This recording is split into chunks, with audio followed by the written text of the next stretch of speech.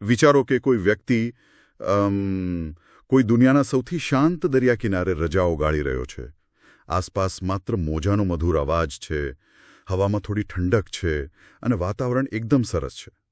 બહાર સંપૂર્ણ શાંતિ છે, છતાં એનું હૃદય કોઈ ઐતિહાસિક યુદ્ધના મેદાનની જેમ ધડકી રહ્યું છે. અંદર વિચારોનું આખું વાવાઝોડું ચાલી રહ્યું છે. હા, આવું તો બહુ લોકો સાથે થાય છે. બરાબર ને? બહારની શાંતિ અંદરના ઘોંઘાટને 1% પણ ઓછો નથી કરી શકતી. આવું કેમ થાય છે? આજ તો માનવ મનની સૌથી મોટી વક્રતા છે. એક બહુ સામાન્ય માન્યતા ઘર કરી ગઈ છે કે જો આપણે આપણું લોકેશન બદલી નાખીએ, કોઈ શાંત જગ્યાએ જતા રહીએ, તો અંદર ચાલતું યુદ્ધ પણ આપોઆપ પૂરું થઈ જશે. પણ હકીકતમાં એવું થતું નથી. બિલકુલ નહીં. હકીકતમાં આપણે આપણું મન અને એનો બધો જ ઘોંઘાટ આપણી સાથે જ પેક કરીને ફરતા હોઈએ છીએ. આ જ વાત મને હંમેશા વિચારતી કરી દે છે. જ્યારે આપણે તે શાંત દરિયા કિનારેથી પાછા ઓફિસના કામમાં કે શહેરના ટ્રાફિક જામમાં આવીએ છીએ, ત્યારે તો પેલી માંડ મેળવેલી થોડી ઘણી શાંતિ પણ તરત જ ગાયબ થઈ જાય છે. સાચી વાત છે. તરત જ બાષ્પીભવન થઈ જાય. અને અહીંથી જ આજના આપણા ઊંડાણપૂર્વકના વિશ્લેષણની શરૂઆત થાય છે. આજે આપણે ભારતીય દર્શનશાસ્ત્રના પ્રાચીન જ્ઞાન અને આધુનિક માનસિક સ્વાસ્થ્ય વચ્ચેનો એક અદ્ભુત સેતુ સમજવા જઈ રહ્યા છીએ. બહુ જ રસપ્રદ વિષય છે આ. હા. આજના રિસર્ચ અને પ્રાચીન ગ્રંથોના આધારે આપણું મિશન એ સમજવાનું છે કે શા માટે આ મન, મતલબ જે માણસ પાસે રહેલું સૌથી શક્તિશાળી સાધન છે, તે જ આપણો સૌથી મોટો દુશ્મન બની જાય છે.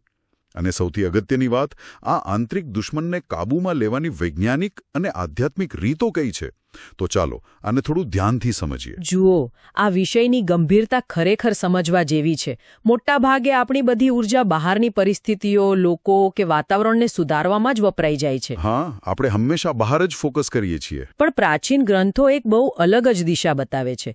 તે સ્પષ્ટ કહે છે કે આધ્યાત્મિક કે માનસિક શાંતિના માર્ગમાં સૌથી મોટો અવરોધ બહારની કોઈ વ્યક્તિ કે સંજોગો નથી, પણ આપણું પોતાનું જ મન છે. એટલે અંદરનો શત્રુ. શત્રુઓને બહુ જ બારીકાઈથી અને મનોવૈજ્ઞાનિક રીતે વર્ણવવામાં આવ્યા છે. મનના 6 મુખ્ય દુશ્મનો બતાવ્યા છે, જેને સંસ્કૃતમાં ષડરિપુ કહેવાય છે. ઓહ, ષડરિપુ. આ કન્સેપ્ટને સમજવા માટે જો આજના જમાનાનું ઉદાહરણ વિચારું, તો મને આખી પરિસ્થિતિ એક લેટેસ્ટ સ્માર્ટફોન જેવી લાગે છે. અચ્છા, એ કેવી રીતે? એટલે ધારો કે આપણી પાસે એકદમ મોંઘો અને ફાસ્ટ સ્માર્ટફોન છે, પણ જો તેમાં બેકગ્રાઉન્ડમાં 6 અલગ હેવી ગેમિંગ કે એડિટિંગ એપ્લિકેશન્સ સતત ચાલુ જ રહેતી હોય, તો પરિણામ શું આવે? તો ફોનની બેટરી બહુ ઝડપથી ખતમ થઈ જાય. એક્ઝેક્ટલી. બેટરી ડ્રેન થઈ જાય અને આખરે ફોન હેંગ થઈ જાય. આ 6 દુશ્મનો બરાબર એ અદૃશ્ય બેકગ્રાઉન્ડ એપ્સ જેવા જ લાગે છે. આ સરખામણી ખરેખર બહુ અસરકારક છે. તે એપ્સ સ્ક્રીન પર દેખાતી નથી, પણ અંદર ખાને તે શાંતિરૂપી બેટરીને સતત ખતમ કરતી રહે છે. અને આપણે બહારથી ફોનને વારંવાર ચાર્જ કરવાનો પ્રયાસ કરીએ છીએ. હા, રજાઓ ગાળવા જઈએ છીએ, પણ અંદરની પેલી એપ્સ બંધ કરવાનું ભૂલી જઈએ છીએ. આ જ સંદર્ભમાં પ્રાચીન જ્ઞાનમાં એક બહુ જ શક્તિશાળી વિચાર રજૂ થયો છે કે બહારની જીત કોઈ મોટી વાત નથી. અસલી અને સૌથી મોટી જીત મન પરની છે. ઇતિહાસમાં પણ આ વાતના અનેક પુરાવા છે જ. એવા કેટલાય રાજા મહારાજાઓ થઈ ગયા જેમને દુનિયાનો મોટો હિસ્સો જીતી લીધો હોય, વિશાળ સામ્રાજ્ય ઊભું કર્યું હોય. હા, પણ રાત્રે શાંતિથી ઊંઘવા માટે તેમને પણ બહુ સંઘર્ષ કરવો પડતો હતો. સાચી વાત. કારણ કે ભૌતિક સફળતા કદાચ થોડો ક્ષણિક આરામ કે ખુશી આપી શકે, પણ જ્યાં સુધી અંદરના ભય, અસંતોષ કે ક્રોધ પર કાબૂ નથી, ત્યાં સુધી તે સુખ ટકતું નથી. જે વ્યક્તિએ પોતાનું મન જીતી લીધું છે, તેના માટે બહાર ગમે તેટલું મોટું તોફાન કેમ ન ચાલતું હોય, તે અંદરથી અડીખમ રહી શકે છે. તો હવે એ જાણવાની ઉત્સુકતા વધે છે કે આ 6 દુશ્મનો છે કયા અને તે કેવી રીતે આપણા મનનું હાઇજેક કરે છે. સામાન્ય રીતે એવું લાગતું હોય છે કે ક્યારેક અચાનક ગુસ્સો આવી ગયો કે ક્યારેક અચાનક કોઈની ઈર્ષા થઈ ગઈ. શું આ બધા અલગ છૂટાછવાયા હુમલાઓ છે? ના, આજ તો સૌથી આકર્ષક બાબત છે જે આજના રિસર્ચમાં સામે આવી છે. આ કોઈ છૂટાછવાયા હુમલાઓ નથી. પ્રાચીન દર્શન સમજાવે છે કે આ 6 શત્રુઓ એકબીજા સાથે એક સાંકળની જેમ જોડાયેલા છે. એટલે એક ચેન રિએક્શનની જેમ. બિલકુલ. આખી પ્રક્રિયા બહુ જ લોજિકલ સિક્વન્સમાં ચાલે છે. તેની શરૂઆત થાય છે માત્ર એક જ વિચારથી, જેને કામ કહે છે. અહીં કામ એટલે માત્ર કોઈ ભૌતિક વાસના નહીં, પણ કોઈ પણ પ્રકારની તીવ્ર કે અંકુશ વિનાની ઈચ્છા. અચ્છા, એટલે ધારો કે આજના સમયની વાત કરીએ તો કોઈ પ્રોફેશનલ વ્યક્તિ છે જેણે દિવસ રાત એક કરીને કંપનીમાં કામ કર્યું છે અને હવે તેને એક મોટા પ્રમોશનની તીવ્ર ઈચ્છા છે. આ થઈ ગઈ તેની પહેલી સ્ટેપની શરૂઆત, એટલે કે કામ અથવા અપેક્ષા. બરાબર છે. હવે વિચારો કે એ ઈચ્છા કોઈ કારણસર પૂરી નથી થતી. કદાચ મેનેજમેન્ટ તે પ્રમોશન કોઈ બીજાને આપી દે છે. હવે શું થશે? હવે તો એને ગુસ્સો આવશે. હા, જ્યારે પણ કોઈ તીવ્ર ઈચ્છા પૂરી થવામાં અડચણ આવે ત્યારે તે તરત જ બીજો દુશ્મન બની જાય છે, એટલે કે ક્રોધ. ઓકે, આ સાંકળ હવે મને સમજાઈ રહી છે. એટલે પેલો વ્યક્તિ જેને પ્રમોશન નથી મળ્યું તે ઓફિસમાં તો કદાચ ચૂપ રહેશે, પણ એ ક્રોધ એની અંદર ભરાઈ રહેશે. અને પછી એ ક્યાંક બીજી જગ્યાએ નીકળશે.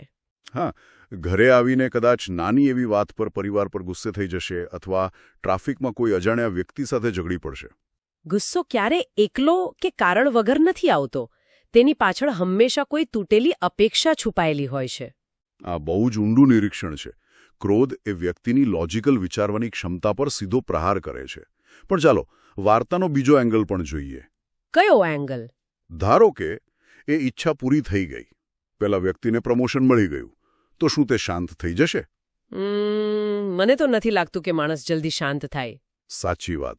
પ્રાચીન જ્ઞાન કહે છે કે ઈચ્છા પૂરી થાય એટલે લોભ, એટલે કે લાલચ જન્મે છે. એટલે હવે તેને વાઇસ પ્રેસિડેન્ટ બનવું છે, પછી સીઈઓ બનવું છે, તેને વધુ પાવર, વધુ સત્તા જોઈએ છે. એક પ્રોજેક્ટ પૂરો થાય એટલે તરત બીજાની ભૂખ જાગે. અને આ વધુને વધુ મેળવવાની દોડ ક્યારેય પૂરી નથી થતી. લોભ વ્યક્તિને શોર્ટકટ લેવા કે ખોટા રસ્તે જવા મજબૂર કરે છે. હવે જ્યારે કોઈ પદ કે સફળતા પાછળ માણસ આટલો બધો પાગલ થઈ જાય ત્યારે તે ચોથા દુશ્મનનો શિકાર બને છે. મોહ એટલે શું? મોહ એટલે એવી આસક્તિ જ્યાં મનમાં સતત આ ખુરશી મારી છે, આ સત્તા મારી છે, આ લોકો મારા છે, એવો ભાવ ઘર કરી જાય. આ મોહવાળી સ્થિતિ મને એવી લાગે છે કે જાણે વ્યક્તિની આંખ પણ કોઈ ફિલ્ટર લાગી ગયું છે. તેને વાસ્તવિકતા દેખાતી જ બંધ થઈ જાય છે. તે એ પદ કે વસ્તુને જ પોતાની ઓળખ માની લે છે. હા, અને જો કોઈ તેને યાદ કરાવે કે આ બધું કાયમી નથી તો તેને બહુ ખરાબ લાગી જાય છે. બરાબર. આ મોહ સત્યને ઢાંકી દે છે. અને જ્યારે વ્યક્તિ પાસે ખૂબ બધું આવી જાય, સત્તા, પૈસા કે જ્ઞાન, ત્યારે તેમાંથી જન્મે છે પાંચમો દુશ્મન, મદ, એટલે કે અહંકાર. ઈગો. હા, અંદરથી એક એવો અવાજ આવવા લાગે છે કે આ બધું મારી પોતાની મહેનતથી, મારી બુદ્ધિથી જ મળ્યું છે. મારાથી ચડિયાતું બીજું કોઈ નથી. આ જેટલો કોઈ બીજો વ્યક્તિ, કદાચ તેનાથી નાની ઉંમરનો કોઈ કલીગ, વધારે ઝડપથી આગળ વધી રહ્યો છે, તેને વધારે લોકો માન આપી રહ્યા છે, ત્યારે પેલા વ્યક્તિનો અહંકાર ઘવાય છે. ઓહો, અને ઘવાયેલો અહંકાર? હા, એક ઘવાયેલો અહંકાર જ મત્સર બની જાય છે. આનું બેસ્ટ ઉદાહરણ આજકાલ સોશિયલ મીડિયા પર જોવા મળે છે. રાત્રે સૂતા પહેલા પેલો અહંકારી વ્યક્તિ અંધારામાં પોતાનો ફોન ડૂમ સ્ક્રોલિંગ કરી રહ્યો હોય છે. હા, આવું બહુ સામાન્ય છે. અચાનક તે જુએ છે કે તેના કોઈ હરીફ કે મિત્રે પોતાની નવી લક્ઝરી કારનો કે વિદેશના વેકેશનનો ફોટો મૂક્યો છે. ફોટો જોતા છાતીમાં એક જાતની ભીંસ અનુભવાય છે. અંદરથી કંઈક બળવા લાગે છે. અને બહારથી એ કદાચ અલગ વર્તન કરશે. બિલકુલ. બહારથી કદાચ તે ફોટા પર લાઇકનું બટન દબાવશે, પણ અંદરખાને તે ભયંકર અકળામણ અનુભવે છે. આ જ મત્સર છે. એક નાનકડી ઈચ્છા, એક સાધારણ એમ્બિશનથી શરૂ થયેલી સફર કેવી રીતે માણસને ઈર્ષ્યાના અંધારા કૂવામાં ધકેલી દે છે. આખું સાયકલ ખરેખર કમાલનું સમજાવ્યું છે. અને આ 6 દુશ્મનો, કામ, ક્રોધ, લોભ, મોહ, મદ અને મત્સર, એકવાર મનને ઘેરી લે પછી ભલે વ્યક્તિ પાસે દુનિયાભરની સુખ સુવિધાઓ કેમ ન હોય, તે માનસિક રીતે તો એક કેદી જ બની જાય છે. આ નિદાન એટલું સચોટ છે કે ક્યાંક ને ક્યાંક આપણને બધાને આ સાંકળમાંથી પસાર થવું પડ્યું જ હશે. પણ હવે મુખ્ય પ્રશ્ન એ આવે છે કે આ સાંકળને તોડવી કઈ રીતે?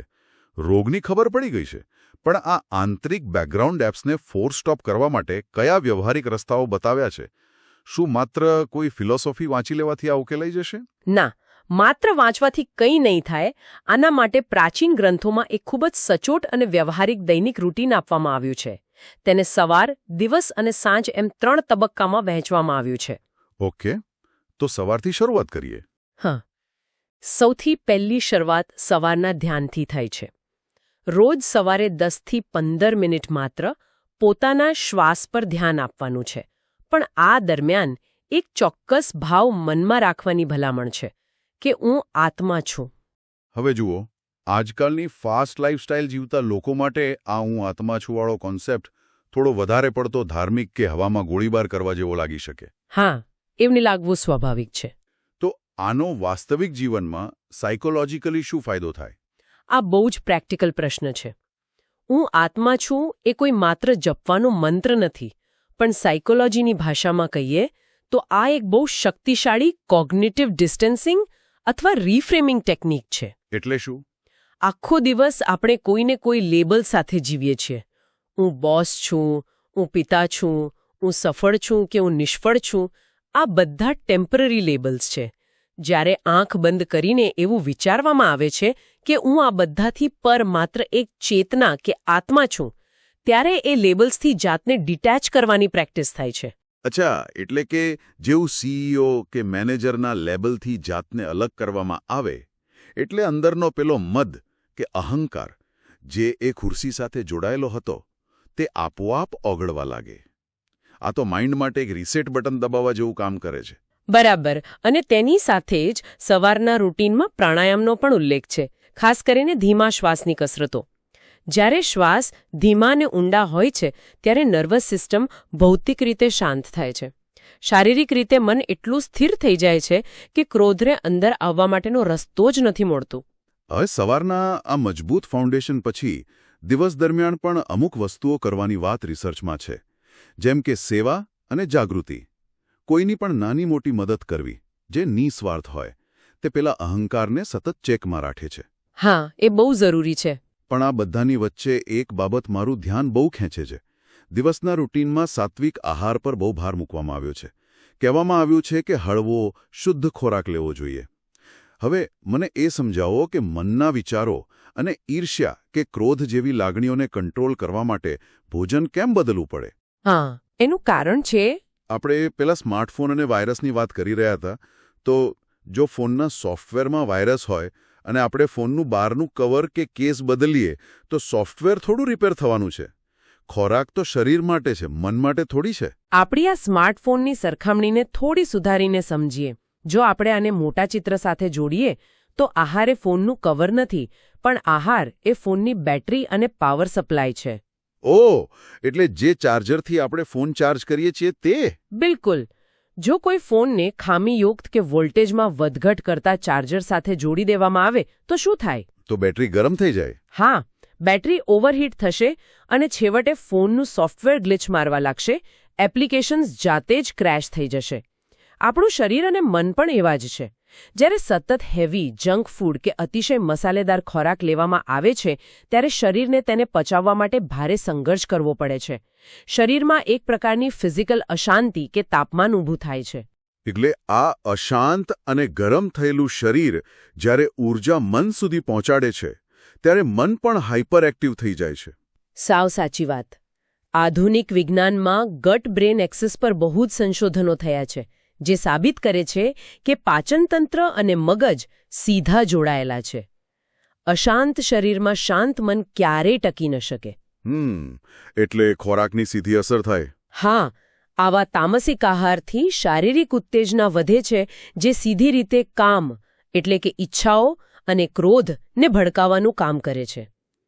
તેથી સાત્વિક આહાર એ માત્ર ડાયટ પ્લાન નથી, પણ માનસિક સ્થિરતા માટેનું હાર્ડવેર ફાઉન્ડેશન છે. આ તો ખરેખર બહુ લોજિકલ પર્સ્પેક્ટિવ છે. ચાલો, એટલે દિવસ દરમિયાન ભોજન અને સેવાનું ધ્યાન રાખ્યું. હવે રાત પડે છે. રિસર્ચ કહે છે કે રાત્રે સૂતા પહેલા 2 કામ કરવાના છે: આત્મચિંતન અને કૃતજ્ઞતા. આત્મચિંતન એટલે કે આખા દિવસનું ઓડિટ. ક્યાં ગુસ્સો કર્યો, ક્યાં અહંકાર બતાવ્યો એ યાદ કરવાનું છે. પણ આમાં એ જોખમ ખરું કે રાત્રે સૂતી વખતે ક્યાંક અપરાધ ભાવ કે ગિલ્ટ ન ભરાઈ જાય. એટલે જ આ ઓડિટ બહુ જ તટસ્થ ભાવે કરવાનું હોય છે, જાણે કોઈ ત્રીજા વ્યક્તિના દિવસને જોઈ રહ્યા હોઈએ.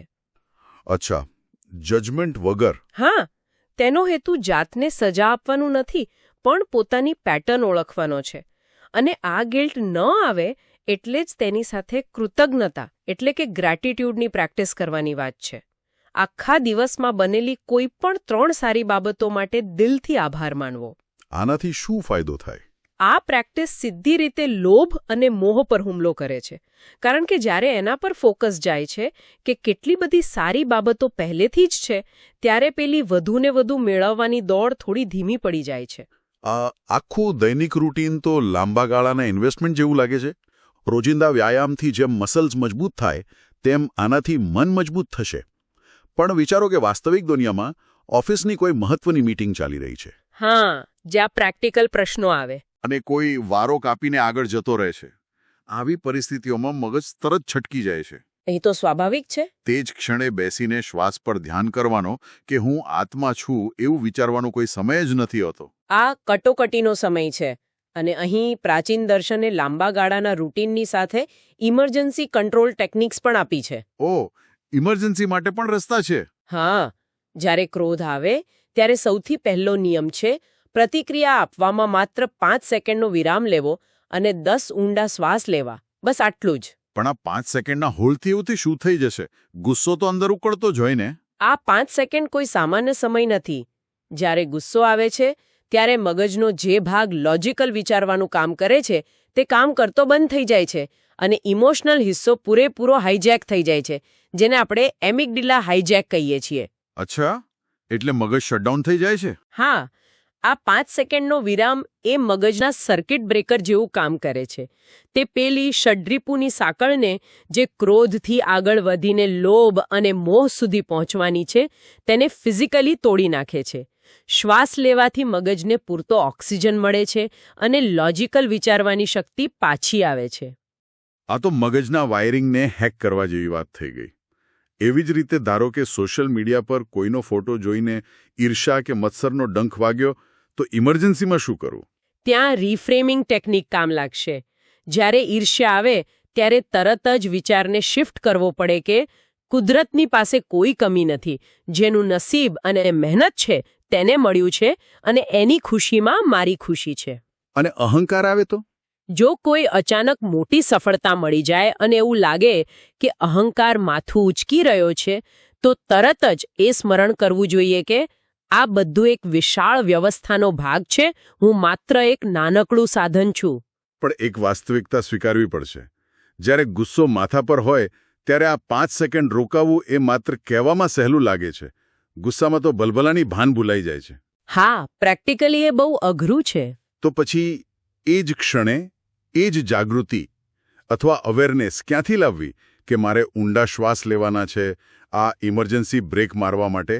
તો ગજબની માનસિક હાજરી જોઈશે. અને આ પ્રશ્નનો જવાબ આપણને પાછા પેલા દૈનિક રૂટીન પર લઈ જાય છે. આ બહુ સ્પષ્ટ છે કે કોઈ સામાન્ય વ્યક્તિ સીધો જ જઈને આ ઇમરજન્સી બ્રેક ન લગાવી શકે. એટલે બંને વસ્તુઓ જોડાયેલી છે. બિલકુલ. જો રોજ ગાડી ચલાવવાની પ્રેક્ટિસ ન કરી હોય તો એક્સિડન્ટ વખતે સાચી બ્રેક દબાવવી અશક્ય છે. જ્યારે રોજ સવારે ધ્યાન થાય છે, સાત્વિક આહાર લેવાય છે અને રાત્રે આત્મચિંતન થાય છે, ત્યારે મહિનાઓને વર્ષોના અંતે મનમાં એક અદૃશ્ય જાગૃતિ કેળવાય છે. એટલે કે રોજિંદી પ્રેક્ટિસથી એ મસલ મેમરી ડેવલપ થાય છે. સાચી વાત. આ સતત પ્રયત્નોનું પરિણામ એ આવે છે કે કોઈ ઘટના બનવાની અને ગુસ્સો બહાર આવવાની વચ્ચે જે એક માઇક્રોસેકન્ડનો ગેપ હોય છે તે ગેપ આ વ્યક્તિ જોઈ શકે છે અને એ ગેપમાં જ તેની ઇમરજન્સી બ્રેક વાગી જાય છે. અદ્ભુત. એટલે કે આ આખું વિજ્ઞાન છે. આ બધા રિસર્ચ અને ગ્રંથોનો નિચોડ કાઢવો હોય તો એક વાત એકદમ સ્પષ્ટ છે. મનની અંદર છુપાયેલા આ 6 દુશ્મનો કામ, ક્રોધ, લોભ, મોહ, મદ અને મત્સર એક અદૃશ્ય જેલમાં કેદ રાખે છે. હા, એક માનસિક જેલ. પ્રાચીન જ્ઞાન સ્પષ્ટ કરે છે કે સાચો યોગી માત્ર એ નથી જે કલાકો સુધી એક પગે ઊભો રહી શકે કે અઘરા આસનો કરી શકે. સાચો યોગી એ છે જે પોતાની આ અંદરની બેકગ્રાઉન્ડ એપ્સને ઓળખી શકે છે અને મનને જીતે છે. કારણ કે જેણે મન જીત્યું તેણે આખી દુનિયા જીતી લીધી. એકદમ ખરી વાત. અને એકવાર આ આંતરિક ઘોંઘાટ શાંત થઈ જાય પછી ભલે ટ્રાફિક વચ્ચે ઊભા હોઈએ કે કોઈ શાંત પહાડ પર, અંદરની શાંતિને કોઈ છીનવી શકતું નથી. આખી ચર્ચા ખરેખર આંખ ખોલનારી રહી. પણ આ બધા વિચારો સમજ્યા પછી મારા મનમાં એક નવો જ વિચાર ઘર કરી ગયો છે. આપણે આસક્તિ અને મોહ વિશે વાત કરી. મોહ એટલે એવો ભાવ કે આ મારું છે અને આપણે ચર્ચા કરી કે તેને છોડી દેવો જોઈએ. પણ જરા શાંતિથી વિચારીએ. બોલો. જો કોઈ વ્યક્તિ ખરેખર આ મારું છે એવા ભાવનો સંપૂર્ણપણે ત્યાગ કરી દે તો પછી તેને કામ કરવાની પ્રેરણા ક્યાંથી મળશે? શું તેના જીવનના વ્યક્તિગત લક્ષ્યો, તેની મહત્વાકાંક્ષાઓનો અંત નહીં આવી જાય? શું મોહ વિનાનો માણસ દુનિયામાં સાવ નિષ્ક્રિય થઈ જાય છે, એક્શનલેસ થઈ જાય છે? કે પછી કદાચ મોહ અને આસક્તિ છૂટી ગયા પછી તે માણસ પ્રથમ વખત કોઈ જ સ્વાર્થ, ડર કે ભ્રમ વિના સંપૂર્ણ સ્પષ્ટતા સાથે સાચું અને ધારદાર કર્મ કરવા માટે સક્ષમ બને છે? આ પ્રશ્નનો જવાબ દરેક વ્યક્તિએ પોતાના અનુભવથી શોધવાનો છે. આજના આ ઊંડાણપૂર્વકના વિશ્લેષણમાં જોડાવા બદલ આભાર. આવા જ એક નવા અને રસપ્રદ વિષય સાથે ફરી મળીશું.